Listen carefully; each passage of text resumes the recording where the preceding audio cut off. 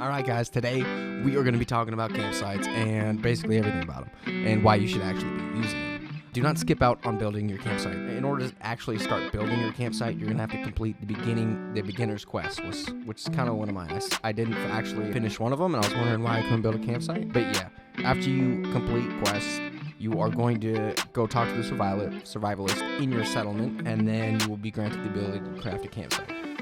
Once you have done that, you're going to need 5 wood and 1 flint. But you can put down a ghost camp first by pressing Y, and then get your resources, and then press E in order to actually craft the site. Your campsite is going to be your lifeline. If you die, it's going to serve as your respawn point.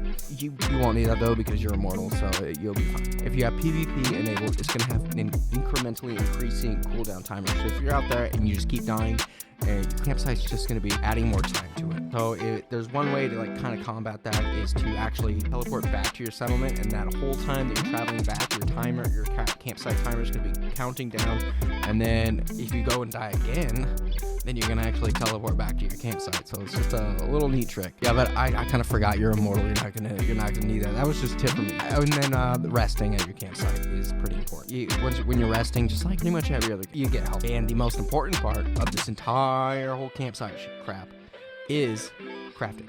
All right, there's different tiers that in there.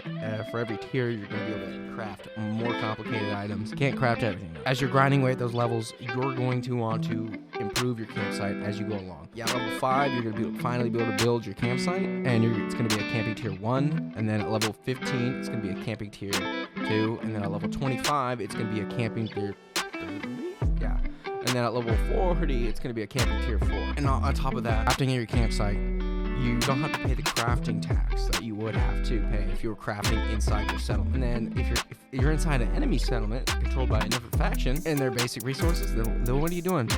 What are you doing? Why are you doing that? Don't give the enemy anything. Nothing.